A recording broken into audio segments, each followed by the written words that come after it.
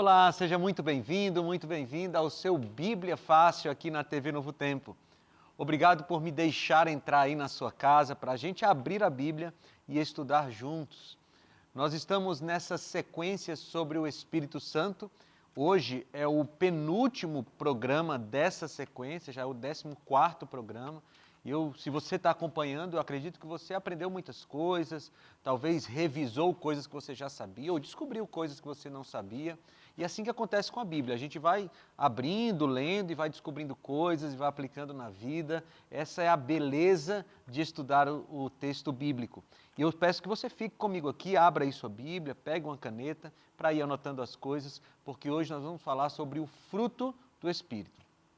Sejam bem-vindos mais uma vez. Agora nós já somos família, né? Já estamos há 14 semanas juntos e hoje nós vamos falar sobre cada um dos aspectos do fruto do Espírito. A gente já fez isso de maneira rápida, umas semanas aí atrás, mas hoje a gente vai ter a oportunidade de estudar com mais tranquilidade e ver como é que cada uma das partes do fruto do Espírito tem a ver com a nossa vida. Então você é meu convidado, pega aí a sua Bíblia e vamos para o nosso estudo. E como eu disse para você, o tema de hoje é o fruto do Espírito Santo. Ali está no plural, mas eu preferiria que estivesse no singular. Foi uma falha minha ali, porque o fruto é um só e tem vários gomos, né? A gente já vai ver isso aí, mas antes a gente vai orar para a gente poder pedir a presença do Espírito Santo entre nós. Senhor, mais uma vez estamos aqui com a Tua palavra em nossas mãos. É um privilégio e uma responsabilidade, Senhor, porque nós queremos sermos submissos à Tua palavra e queremos aprender hoje a respeito do fruto do Espírito para que nós possamos viver esse fruto do Espírito abençoando as pessoas ao nosso redor. Deus, fala conosco, o Espírito Santo ilumina a nossa mente, eu te peço em nome de Jesus. Amém. Então vamos lá. O Espírito Santo, como nós já falamos, é o maior presente que o céu já nos deu. E esse Espírito Santo, que é o maior presente que o céu já nos deu, ele nos dá presentes adicionais, né? E a gente vê aqui em Efésios capítulo 5, versículo 18 assim: E não vos embriagueis com vinho, no qual há dissolução, mas enchei-vos do Espírito. Nós vimos esse versículo aqui, lá naquele programa que falamos sobre a plenitude do Espírito Santo, porque a ideia aqui é que você seja cheio do Espírito. Tem um escritor que eu gosto muito, um pregador também que eu gosto muito, chama-se Amin Rodô. Ele é professor de teologia. Uma vez ele estava dando palestra para nós pastores aqui da Novo Tempo, e ele falou uma coisa que ficou na minha mente assim, nunca mais saiu. Ele estava falando sobre o Espírito Santo, sobre pregação, e ele disse assim: vasos grandes não transbordam. Olha, para mim ele poderia ter parado a pregação nessa frase e eu teria ido para casa e ficado pensando vários dias. Por que ele estava querendo dizer? Se você pega um vaso muito grande e você começa a enchê-lo até ele transbordar, você vai ter que ter um trabalhão. Mas você pega um vasinho pequeno e começa a enchê-lo, ele facilmente transborda. E ele estava tentando falar o seguinte: quando o ser humano se acha muito grande, quando o ser humano se acha muito importante, quando o ser humano se acha assim, alguém tão essencial para o planeta, quando ele é um vaso grande, ou se sente um vaso grande, dificilmente ele vai transbordar do Espírito Santo. Mas se você entende que é um vaso pequeno, que é um instrumento, que é um vasinho nas mãos de Deus, quando o Espírito Santo cair, você se enche rapidinho e transborda para outras pessoas. E desde que eu ouvi isso do pastor Amin Rodô, eu fico orando: Senhor, me ajuda a entender que eu sou um vaso pequeno. Porque assim, todos nós somos vasos pequenos, só que alguns se sentem vasos grandes, né? E quando você se sente um vaso grande, é difícil transbordar, porque você não enche, né? Então é o primeiro convite que eu faço para nós aqui do cenário, para você que está em casa me assistindo. Você quer se encher do Espírito e transbordar do Espírito? Entenda que você é um vaso pequeno. Ah, pastor, mas eu não quero me menosprezar. Não é isso. É que quanto menor você for, quanto menor você entender que você é, mais rápido você vai transbordar do Espírito Santo. Então, lembrem-se da frase do pastor Amin Rodô: vasos grandes não transbordam. Vasos grandes não transbordam. Entenda que nós somos vasos pequenos. Enchei-vos do Espírito. E o que significa ser cheio do Espírito? Significa ter na vida o fruto do Espírito. Quando a gente estava falando sobre o fruto, né, os dons e frutos, nós lembramos, ou quero lembrar vocês que nós falamos lá, que o fruto do Espírito é uma coisa que está em todas as pessoas que são batizadas com o Espírito Santo. Porque é algo que nasce do Espírito em quem está ligado a Ele. Já os dons do Espírito, cada um tem o seu, né? Cada um tem um de acordo com o que ele distribui.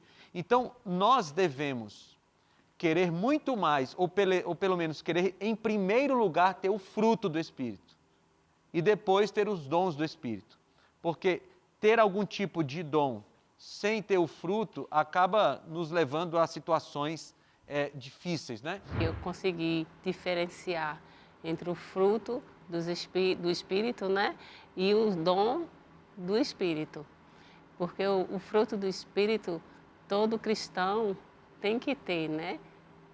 O Espírito Santo, na realidade, vai moldando e vai aperfeiçoando o fruto do Espírito, que é a bondade, a benignidade, a honestidade e os demais frutos, né? Então, o que significa ser cheio do Espírito Santo? Aqui, Gálatas capítulo 5, 22 e 23 nos mostra. Você está com a sua Bíblia aí? Gálatas 5, 22 e 23 diz assim: mas o fruto do Espírito é, e aqui eu explico aquela minha frase lá do começo, porque no título do nosso programa tem os frutos do Espírito. Mas para combinar com o texto bíblico teria que ser o fruto. E a gente já falou lá, né, da tangerina, da pocã, do mexerica, da bergamota, tem um monte de nome aí, né? Para mim, eu já falei, é tudo a mesma coisa, mas não é, eu sei, não é a mesma coisa. Você pode ser a laranja também, a laranja também tem vários gomos, né? Laranja cravo, né? É isso mesmo, eu não conheço essa aí, mas tem vários gomos. É assim, o fruto é um, nasceu lá na árvore, que é você, que tem a seiva dada pelo Espírito Santo. E nasce esse fruto que tem vários gomos, várias facetas. E elas são o amor, a alegria, a paz, a longanimidade, a benignidade, a bondade, a fidelidade, a mansidão, domínio próprio. E ele completa: contra essas coisas não há lei. Bem, primeira coisa que eu gostaria de destacar nessa visão do fruto do Espírito é que o fruto é uma consequência natural de estar ligado à árvore. Se o fruto pudesse falar, você não veria um fruto dizendo assim: ô árvore, deixa eu nascer, por favor, me faz esse favor aí, eu preciso nascer. Não, se tem uma árvore e ela é uma árvore frutífera, é natural que ela floresça e que ela dê fruto. Tem até um texto bíblico de Jesus que ele foi até uma figueira e ele esperava o fruto e não tinha fruto lá. O que foi que ele mandou fazer? Cortar. Porque é natural que uma árvore dê o seu fruto. Então, quando você está com o Espírito Santo, será natural que o fruto do Espírito comece a crescer. E o Adilson, lá naquele programa, ele fez uma intervenção que eu achei muito interessante. Porque o fruto, ele começa pequeno e ele vai se desenvolvendo, ele vai crescendo. Então, assim, não é uma pessoa que é impaciente e do dia para a noite ela agora é a pessoa mais paciente do mundo. Ela vai desenvolvendo esse fruto, ele vai crescendo, tá bom? Mas a primeira coisa é, o fruto é uma consequência natural de estar ligado à árvore. Então, qual é o nosso esforço? Isso aqui é importante. O nosso esforço é ser amoroso? Não. O nosso esforço é ser paciente? Não. Qual é o nosso esforço? Está ligado ao Espírito. Porque se nós estamos ligados ao Espírito, o seu fruto vai nascendo. Então, o nosso maior esforço todo dia, gente, tem que ser comunhão com Deus. E como é que dá para a gente ter comunhão com Deus? É Bíblia e oração. Bíblia e oração. E por que eu digo que é esforço? Porque eu não sei vocês, mas eu não acordo com vontade de ler a Bíblia assim, nossa, que vontade de ler a Bíblia todo dia. Tem dia que a gente olha para a nossa Bíblia de manhã assim e diz, puxa, eu não estou com vontade hoje. E o que a gente faz nesse dia? Lê, estuda. Porque funciona mais ou menos como um remédio. Quando você está doente, o remédio, na maioria das vezes, não é gostoso, né? Eu lembro de muitos remédios que minha mãe me dava que eram horríveis, assim, né? Você tomava porque era um remédio. Mas você tem que tomar, porque se você não tomar o remédio, porque não está com vontade de tomar o remédio, você vai piorar, você vai ficar mais doente ainda. Então, no dia que você em casa estiver sem vontade de ler a Bíblia, o que você tem que fazer nesse dia?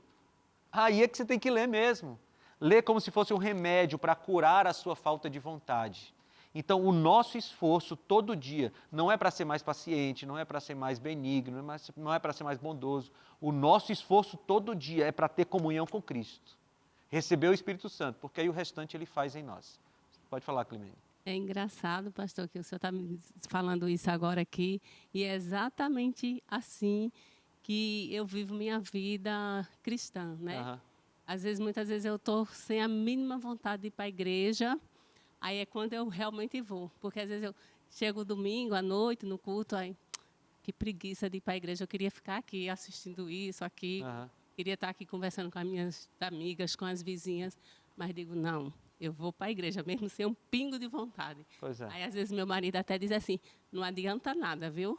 Você ir para a igreja sem vontade, não adianta não. Mas adianta, né? Mas eu digo, mas eu vou sem vontade mesmo. Adianta. É tipo assim, eu não estou com vontade de comer, mas eu preciso comer. Né? Se eu não comer, eu vou ficar mais fraco. Pode falar disso. É só uma dúvida mesmo, antiga que eu tenho. Eu sei que em comunicação a gente lê uma coisa e ouvir é outra. Se eu não estiver com preguiça de ler a Bíblia, eu posso colocar um áudio e escutar? Sim, sem Dá problema, na mesma? sem problema. Eu posso ser tocado igual. Porque não é o papel aqui, né?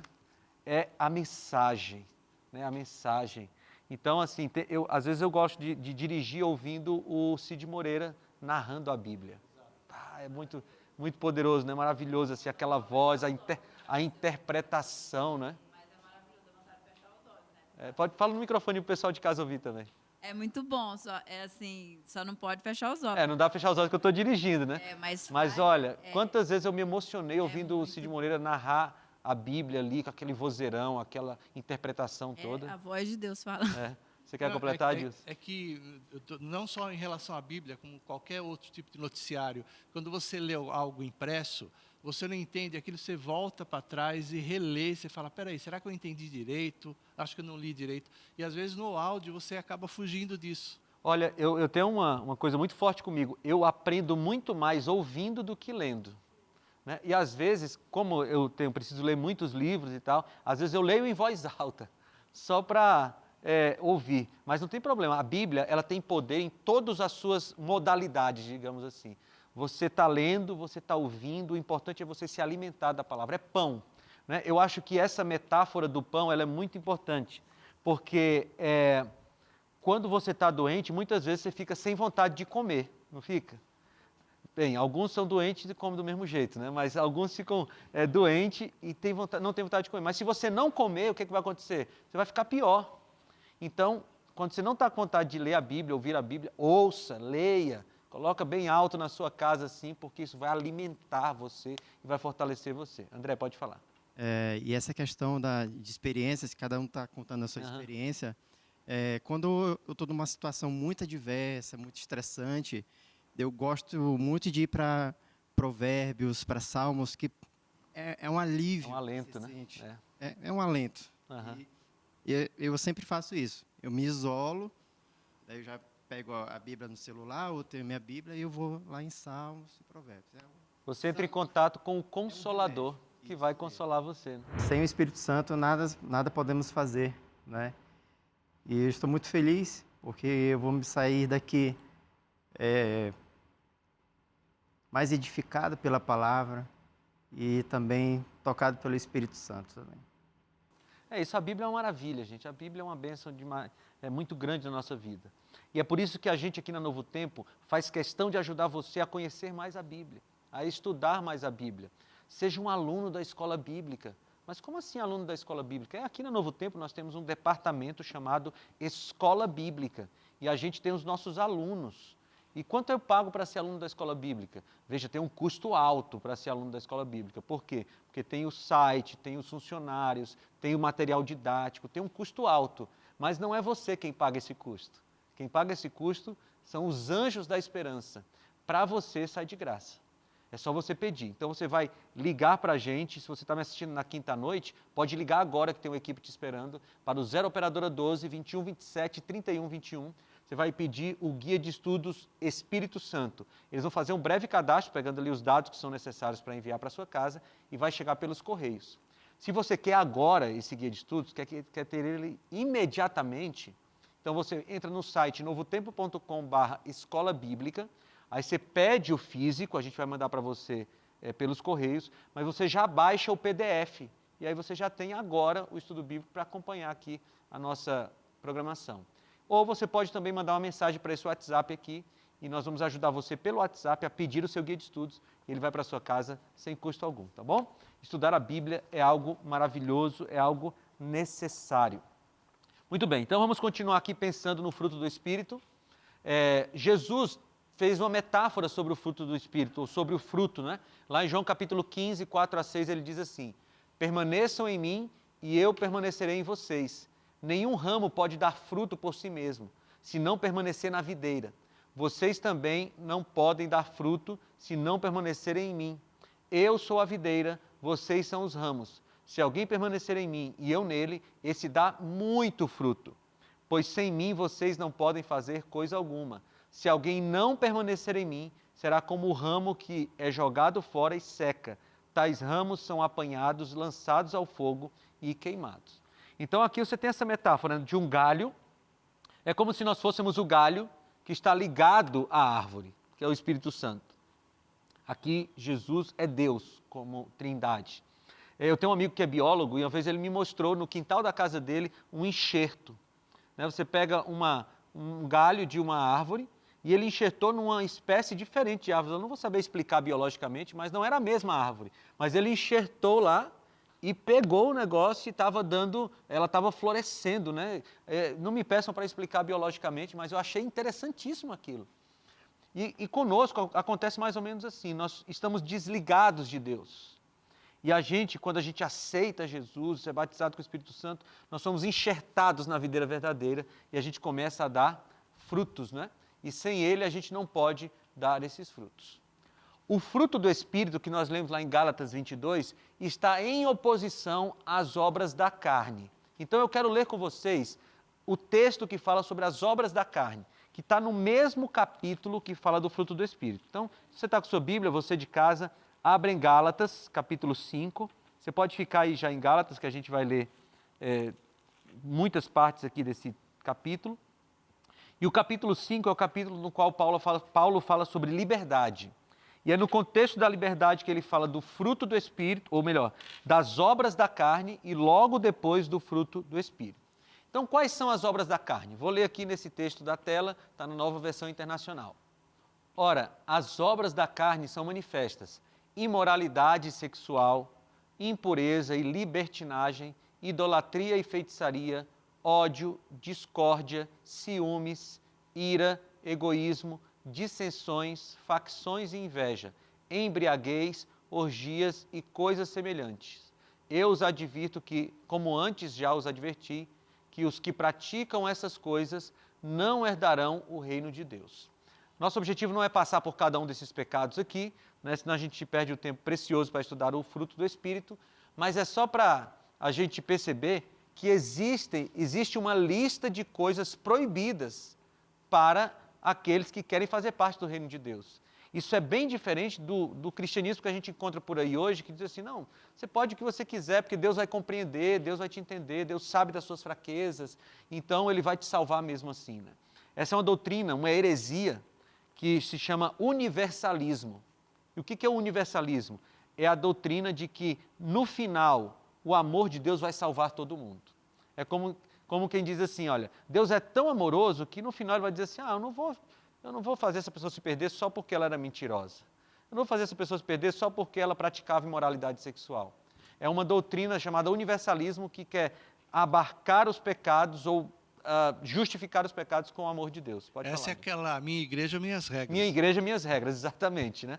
Então, Paulo é bem claro aqui para dizer, olha, quem pratica essas coisas não herdará o reino de Deus. Então, sim, há coisas que a gente precisa abandonar se a gente quer herdar o reino de Deus. Muito bem. Agora nós vamos conhecer cada uma das facetas do fruto do Espírito. Vamos começar nesse bloco ainda e a gente continua no próximo bloco. Primeiro, o amor. E não tinha por onde começar se não fosse pelo amor. Porque a Bíblia diz que aquele que não ama não conhece a Deus, pois Deus é amor. Veja, Deus não tem amor. Deus não ama apenas. Deus é amor, é a essência dele. Ou seja, não dá para Deus ser outra coisa que não seja amor. E por que é importante compreender isso? Porque algumas pessoas querem fazer uma dicotomia, uma diferença, uma separação entre o amor de Deus e a justiça de Deus. Ah, Deus é amor, mas também é justiça. Essa frase é uma frase completamente errada, porque não existe oposição, não dá para colocar uma partícula adversativa no meio. Ele é amor, mas é justiça. Ele é amor e por isso é justiça. Ele é amor, por isso ele perdoa. Ele é amor, por isso ele castiga. Ele é amor, por isso ele destrói.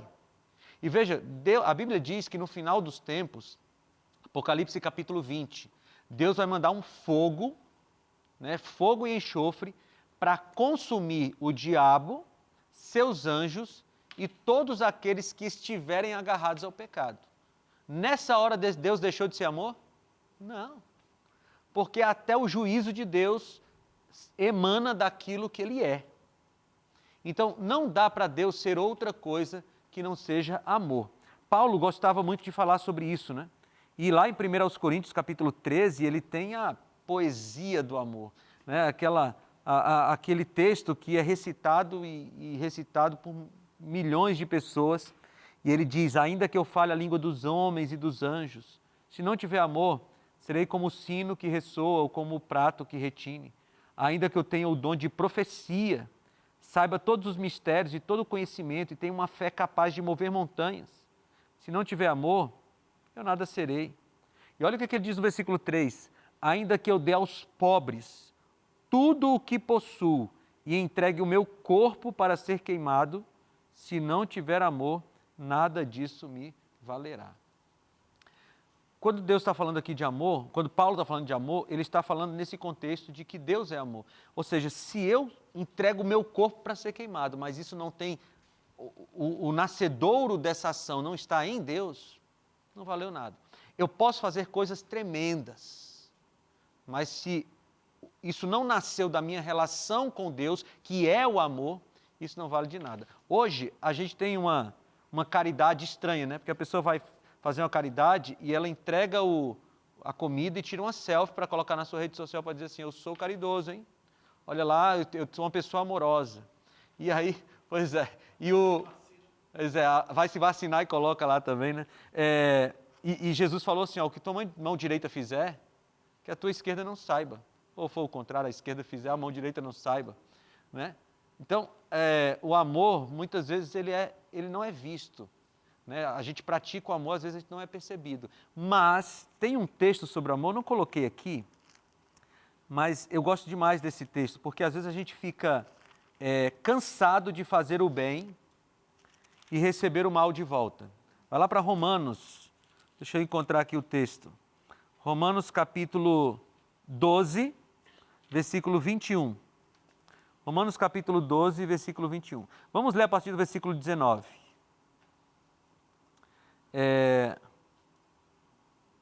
Versículo 17. Romanos 12, 17. Paulo está dizendo assim. Na verdade, esse trecho todo é sobre o amor, tá? Aí ele diz assim: não retribuam a ninguém mal por mal. Procurem fazer o que é correto aos olhos dos outros. Façam todo o possível para viver em paz com todos. Amados, nunca procurem vingar-se, mas deixem com Deus a ira, pois está escrito, minha é a vingança, eu retribuirei, diz o Senhor. Ao contrário, se o seu inimigo tiver fome, dele de comer. Se tiver sede, dele de beber. Fazendo isso, você amontoará brasas vivas sobre a cabeça dele. E aí ele termina dizendo assim, não se deixem vencer pelo mal, mas vençam o mal com o bem. Olha, quando a gente recebe o mal de alguém e a gente retribui com o mal, o que foi que ganhou? O mal. Como é que a gente vence o mal? não é batendo de volta com a mesma força, não é retribuindo com o mesmo tipo de mal. Se você recebeu o mal de alguém e você fez o mal para aquela pessoa, o mal venceu. Mas se você recebeu o mal de alguém e você retribuiu com o bem venceu. Como é que você vence o mal? Ele diz, não se deixe vencer pelo mal, mas vença o mal com o bem. Isso é fácil, gente? Por isso que isso é fruto do Espírito. É por isso que a gente só dá esse fruto se a gente estiver ligado ao Espírito, bebendo da seiva de Deus. E por isso que ele começou com amor, porque todos os outros derivam do amor de Deus.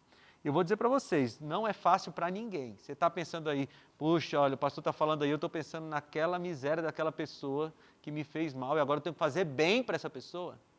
É isso que a Bíblia diz.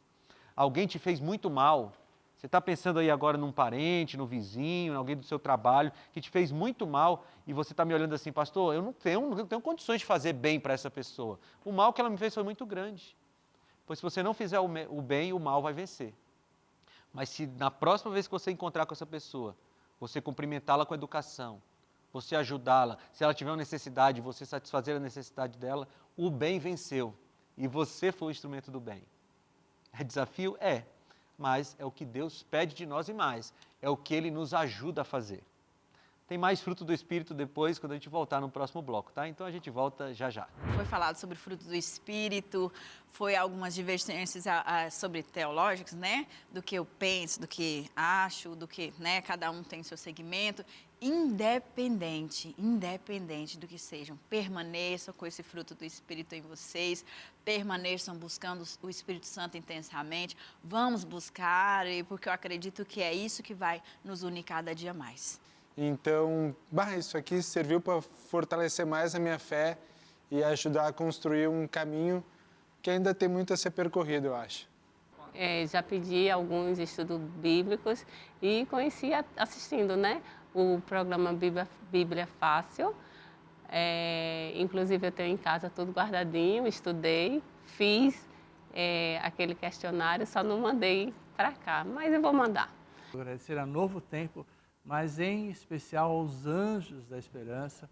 Eu quero pedir até a você que nos assiste, que ainda não for um anjo, que você entre nos canais para se informar de como se tornar um anjo e torne-se um anjo. Ajude nesse trabalho de evangelização que a Novo Tempo faz com tanta competência, porque graças a vocês é que nós estamos aqui, que tudo isso é viabilizado. Eu agradeço a vocês que já são e peço a quem não for, que seja um anjo da esperança.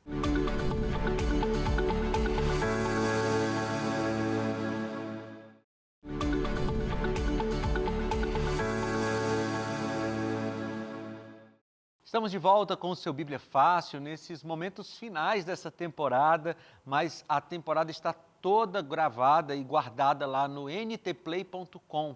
É a nossa plataforma de streaming aqui da Novo Tempo. Lá estão todos os programas da Novo Tempo.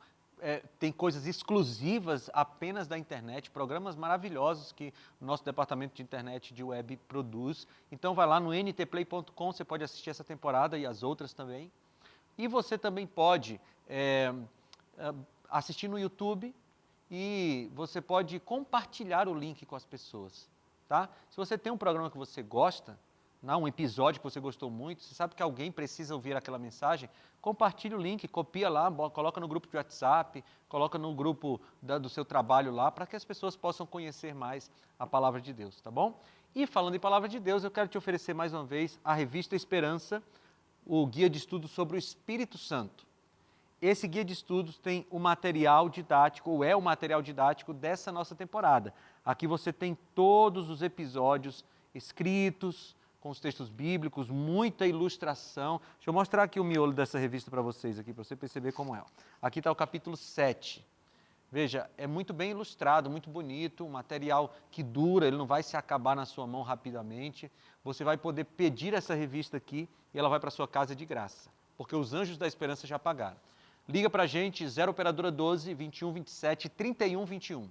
Ou você pode mandar uma mensagem para esse WhatsApp que está aparecendo aqui, ou você pode entrar no site novotempo.com/escola bíblica, pedir o seu guia de estudos físico e ainda baixar o PDF para você já começar a estudar, tá bom?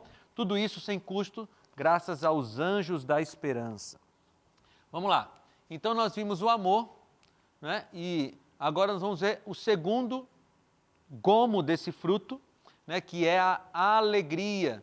E aí eu trouxe um dos textos bíblicos sobre alegria, que é o texto de Filipenses capítulo 4, versículo 4, que me impressiona. Porque Paulo está dizendo assim, alegrai-vos sempre no Senhor. Outra vez vos digo, alegrai-vos. Pastor, texto simples, por que ele te impressiona? Me impressiona pelo contexto no qual ele foi escrito. Você imagina você estar numa prisão, imagine-se agora, você de casa também. Você está numa prisão que não tem banheiro, uma prisão que fica no subterrâneo, úmida, escura, né? E você não recebe praticamente comida, você está isolado do mundo e você está lá injustamente. Você se colocou nessa situação? Você de casa se colocou nessa situação?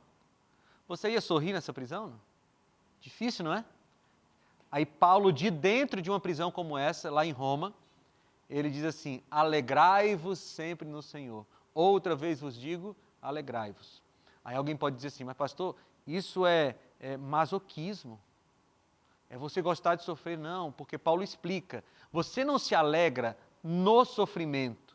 Você não se alegra por causa do sofrimento. Você se alegra em quem? No Senhor. Você se alegra no Senhor. Porque quando a gente está no Senhor, a perspectiva muda. Não sei quantos já subiram montanha aqui, ou, enfim, todos já devem ter ido num prédio muito alto. Tal. Eu tenho medo de altura, assim. Não de olhar, mas se você disser assim, desce de rapel, eu já saio correndo. Né? Ou então desce num tobogã, assim, não é muito a minha praia. Mas eu já estive em montanhas, assim, ou prédios altos. Quando você está lá de cima, olhando, e você vê um caminhão gigantesco lá, um bitrem, assim. No chão ele parece o quê? Parece um brinquedo, né? Parece um brinquedinho de criança. Por quê? Porque quanto mais alto você está, mais a perspectiva sobre as coisas da terra muda. Quando você tem um problema muito grande, como, por exemplo, estar preso nessas situações como Paulo estava, e se você olha a vida da perspectiva humana, você vai dizer, que situação difícil, não dá para se alegrar. Mas quando você está no Senhor, você está no alto com Ele. E muda a perspectiva. E as coisas que eram grandes na terra começam a ficar pequenininhas. O problema às vezes nem desaparece, mas ele fica tão pequeno que você já não liga para ele. Ele já não te afeta mais. Por isso que Paulo diz, alegrai-vos sempre no Senhor. Outra vez vos digo, alegrai-vos. E a alegria, ela é uma característica das crianças, né? Se a criança, logicamente, não tiver nenhum tipo de problema emocional e tal, que surge muitas vezes, mas se a criança for uma criança saudável, você vai ver uma criança alegre. E aí eu lembro de Jesus dizendo assim, se vocês não forem como crianças, não herdarão o reino de Deus. Porque a alegria é uma característica, né? Tudo é motivo para rir, tudo é motivo para você se alegrar. E é assim que vive alguém que está no Senhor. Eu só quero fazer aqui um parênteses, porque alguém que está me assistindo aqui pode ter algum tipo de problema emocional, tipo depressão, tipo transtorno de ansiedade. E esses problemas, essas doenças, porque é uma doença, elas nos levam muitas vezes a estarmos tristes, não é? E aí você pode pensar assim, puxa vida, eu estou triste aqui, então quer dizer que eu não estou no Senhor.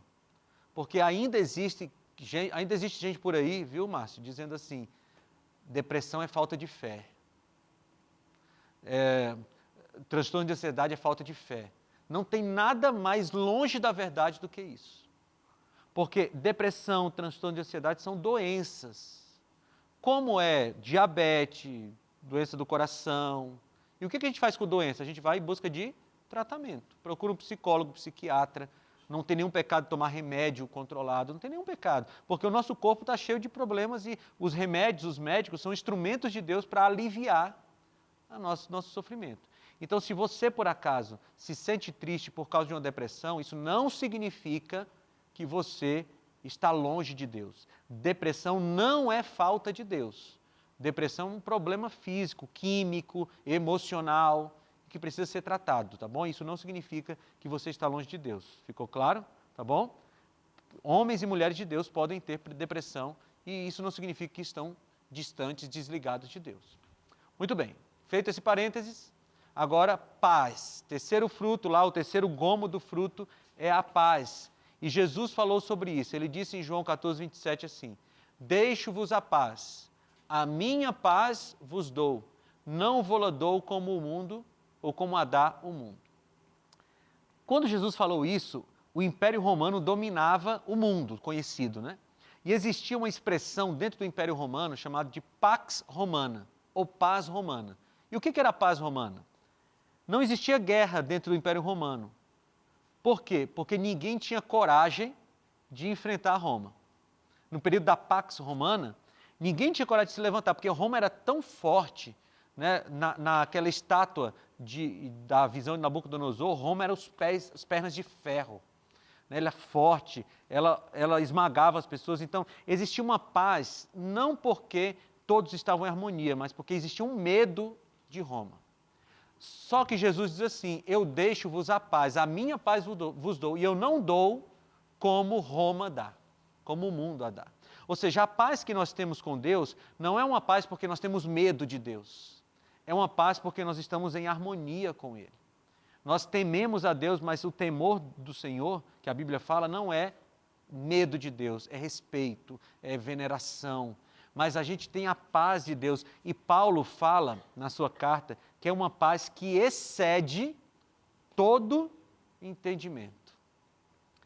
E eu gosto dessa expressão, porque às vezes você olha para a vida de um crente assim, e a vida do crente está um caos assim, né? Está doente, está com problema financeiro, tá cheio de problemas, e você olha para a criatura e a criatura exala paz.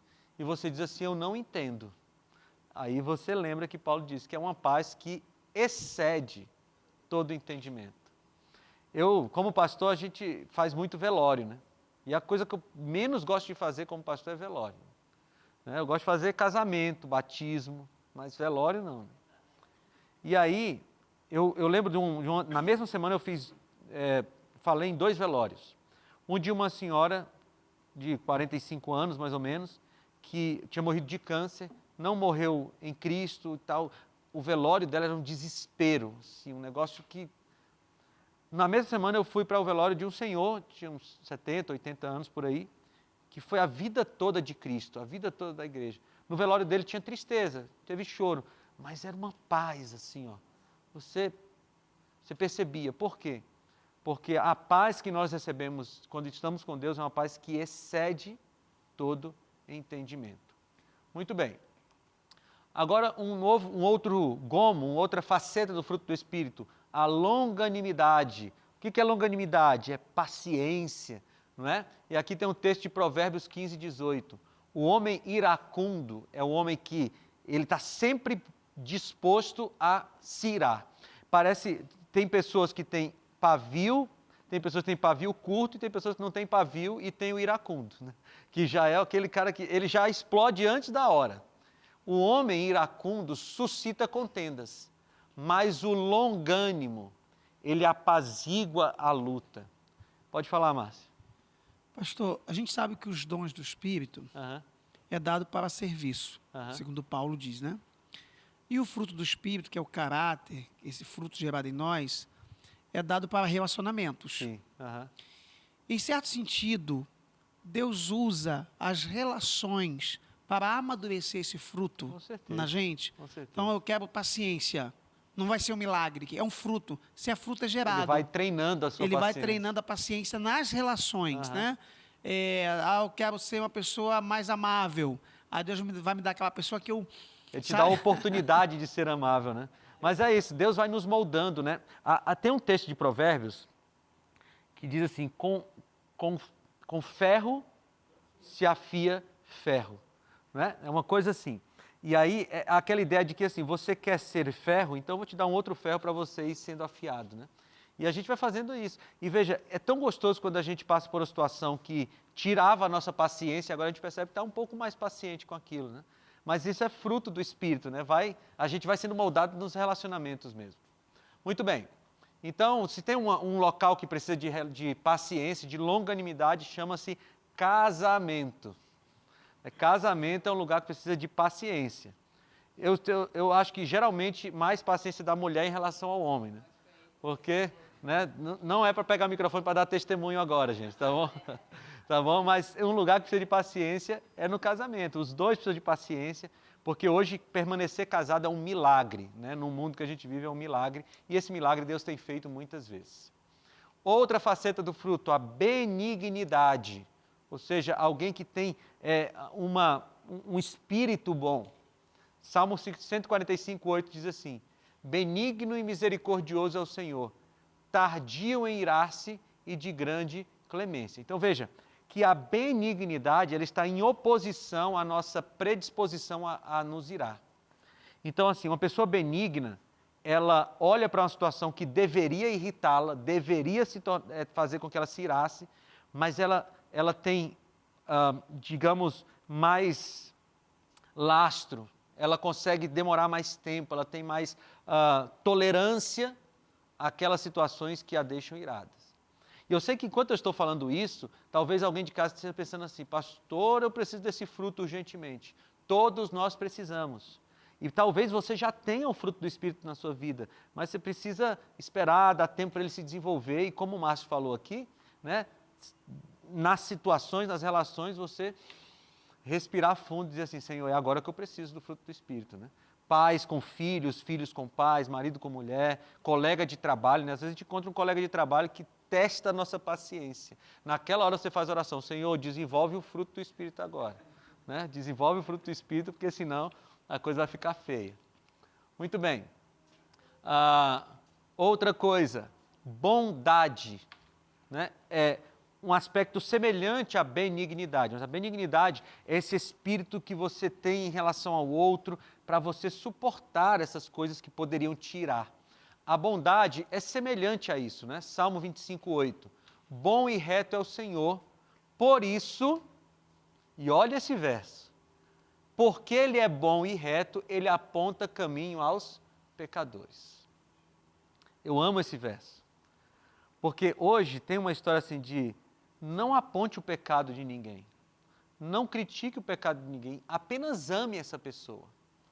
E é um amor estranho, gente, porque é assim, ó, imagina a situação, você está aqui, né, e tem um abismo bem ali, ó, tem um abismo bem ali, e você está vendo o seu amigo indo em direção ao abismo, só que você ama tanto esse amigo, na filosofia que tem por aí, que você não fala nada, você deixa ele cair no abismo e se quebrar lá embaixo. Isso é amor? Não. Amor é o seguinte, ó, o seu amigo está lá, tá caminhando para o abismo, e você diz assim, vem aqui, você está errado, o caminho que você está trilhando é um caminho que vai te levar para a morte, você não pode, você está errado, o caminho é esse e tal. E quem ama, vai lá e diz assim, você está errado. Nós vivemos um período que as pessoas querem nos convencer de que quem ama deixa a pessoa fazer tudo de errado sem falar nada. Isso não é o amor bíblico. O amor bíblico nos diz que quem ama, adverte o outro. Você quer ver? Abre comigo lá em Apocalipse capítulo 3. A gente tem que imitar a Jesus, né? Apocalipse capítulo 3. Aqui no versículo 19, diz assim, repreendo e disciplino aqueles que eu amo. Repreendo e disciplino. Então, se você ama uma pessoa, repreenda essa pessoa, discipline essa pessoa. Você tem um amigo que você sabe que está num caminho pecaminoso, chega lá e com todo amor diz assim, amigo, vem cá, eu te amo. E porque eu te amo, eu tenho que te dizer, você está no caminho que vai te levar para a perdição eterna. Isso é amor cristão, isso é bondade. E Deus é assim, ok? Muito bem. Fidelidade. Algumas traduções trazem fé, mas ela também poderia ser traduzida como fidelidade. A Nova Versão Internacional traz como fidelidade. E até nos ajuda a entender melhor, porque a fé é algo que a gente... se a fé fosse apenas um dom para algumas pessoas, seria estranho, né? Então você tem aqui fé ou fidelidade. A palavra grega, tá? Antes de eu falar da palavra grega, texto de Provérbios 11:13. O mexeriqueiro descobre o segredo, mas o fiel de espírito o encobre. Essa fidelidade aqui de Provérbios tem a ver com você não ficar revelando os segredos que a pessoa te confiou para outras pessoas. Isso tem uma palavra horrível, chama-se fofoca, né? Fofoca. Coisas que não acontecem na igreja, são em outros lugares, né? Misericórdia, pode falar, Márcio. eu gosto muito de uma palavra para fidelidade, que acho que é no latim, que é constância. A pessoa que ela é fiel, ela não é fiel por um dia, né? Ela é fiel a vida toda. Então, uma das virtudes de uma pessoa que é fiel é que você pode contar com ela sempre, né? Não é apenas por 1 ano, 2 anos, mas aquela pessoa está naquela empresa há tantos anos, está naquela igreja há tantos anos, está servindo aquele pastor há tantos anos. Então, hoje, nos relacionamentos líquidos, né? Que hoje uma pessoa diz, eu sou fiel a você, aí daqui a 1 semana já não tem mais amizade, já não tem, né? Então, eu gosto muito dessa colocação de fidelidade como constância. Eu acho que o Espírito Santo faz isso com a gente quando ele dá o fruto. Sim. Ele nos faz ser pessoas constantes, não efêmeras, não uma hora está uma fé abalável, outra hora está lá embaixo, né? Ele dá essa constância para a gente, não é isso? É muito boa essa aí, muito boa. Constância, eu acho que é uma boa palavra para fidelidade. No grego, a palavra fidelidade ali, no fruto do Espírito, é pistes. E pistes tem 2 sentidos. É atitude mental e padrão de conduta. Isso aqui é muito interessante. Porque às vezes a gente acha que fé, fidelidade, é alguma coisa que acontece só aqui dentro da cabeça. Né? A gente vive num mundo assim, eu tenho fé em Deus, mas isso não se mostra na sua vivência, no dia a dia. A verdadeira fé, ou a verdadeira fidelidade, a palavra pistes é usada para as 2 coisas. Por exemplo, Hebreus capítulo 11, versículo 1. Ora, a fé é a certeza das coisas que não se veem. A palavra lá para fé lá também é pistes, tá? Então, atitude mental e padrão de conduta. Quem tem a verdadeira fé entende as coisas de Deus e pratica as coisas de Deus. Se você não pratica as coisas de Deus, é um sinal de que talvez você não tenha a verdadeira fé. Tá bom? Muito bem. O 8º, a mansidão. E aí tem um texto bíblico, Mateus 5,5, bem-aventurados os mansos, porque herdarão a terra. Jesus também falou em Mateus 11, 28 em diante, aprendei de mim, que sou manso e humilde de coração. Né? Então, a mansidão é a sua característica de apaziguar as coisas em vez de colocar mais fogo. E de você suportar a ofensa contra você sem que você exploda. É mansidão. E é um fruto do Espírito, uma das facetas do fruto do Espírito. Muito bem. Vamos aqui para o próximo. E o domínio próprio, que é o último da lista. Domínio próprio, uma coisa extremamente necessária para o tempo que a gente vive, né? E aqui o domínio próprio entra em todos os aspectos, né? Provérbios 16, 32 diz, melhor é o homem paciente do que o guerreiro. Mais vale controlar o seu espírito do que conquistar uma cidade. E esses dias eu estava lendo um livro e o autor dizia assim, quem consegue controlar o seu apetite, a sua língua e a sua libido, é uma pessoa que consegue controlar todo o restante da sua vida. Então, quem consegue se controlar na área da alimentação, na área do que fala ou não fala e na sua área sexual, essa pessoa consegue ter um controle de toda a sua vida. Tá? Então, o domínio próprio também é uma característica do Espírito. E eles, como eu disse para vocês, se opõem às obras da carne. E aí, o Paulo termina esse trecho do fruto do Espírito dizendo assim, os que pertencem a Cristo Jesus crucificaram a carne com as suas paixões e os seus desejos. Se vivemos pelo Espírito, andemos também pelo Espírito. E o que Paulo fala lá, fala aqui, combina com o que Jesus disse. Se alguém quiser acompanhar-me, negue-se a si mesmo, tome diariamente a sua cruz e siga-me. O que é tomar a cruz? Para que alguém tomava a cruz? A pessoa tomava a cruz para morrer. Quando alguém pegava essa cruz, era para caminhar para a morte. E o que Jesus está dizendo para você e para mim é o seguinte, se você quer me seguir, você quer ter o fruto do Espírito, então pega a sua cruz, morra para o pecado. E aí eu vou te ressuscitar para ter o fruto do Espírito na sua vida. Só tem esse jeito. Se nós não morrermos para o nosso eu, nós não nasceremos para o reino de Deus. As 2 coisas não podem conviver. Ou você está vivo para o pecado, ou você está vivo para Jesus. Então Jesus convida você hoje. Morra, negue-se a si mesmo. Tome a sua cruz, morra para o pecado e viva para Deus. Faça isso enquanto você ouve a música.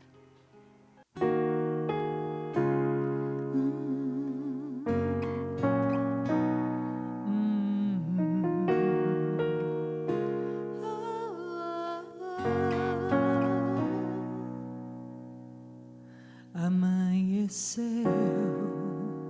mas um dia está por vir, e eu não sei o que pode me acontecer. Entrego a ti tudo aquilo que é meu. Eu sei que tens as melhores decisões para mim.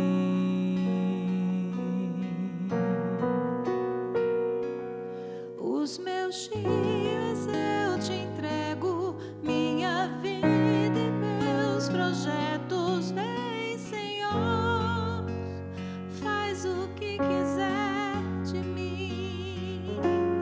Toma agora o meu coração, tudo deposito em tuas mãos, e por completo eu me rendo a ti.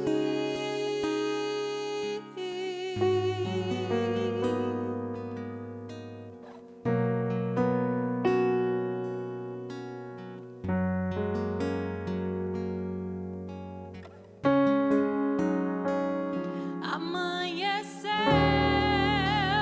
mas um dia está por vir, e eu não sei o que pode me acontecer. Entrego a ti tudo aquilo que é meu. Eu sei que tens as melhores decisões para mim.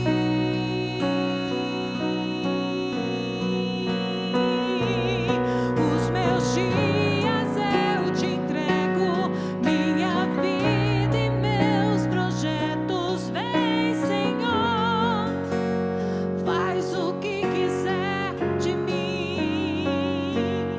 Toma agora o meu coração, tudo deposito em tuas mãos, e por completo eu me rendo a ti. Os meus dias eu te entrego, minha vida e meus projetos. Vem, Senhor, e faz o que quiser de mim. Toma agora o meu coração, tudo deposito em tuas mãos, e por completo eu me rendo a ti.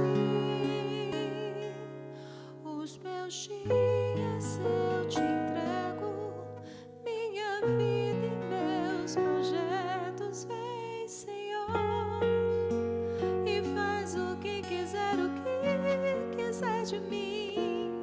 Toma agora o meu coração, tudo deposito em tuas mãos, e por completo eu me rendo a ti. Amém.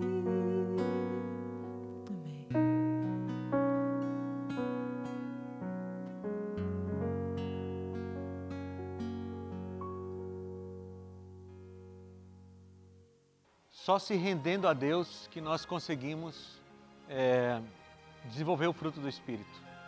Você viu comigo aqui, todas as características do fruto do Espírito são necessidades urgentes nossas.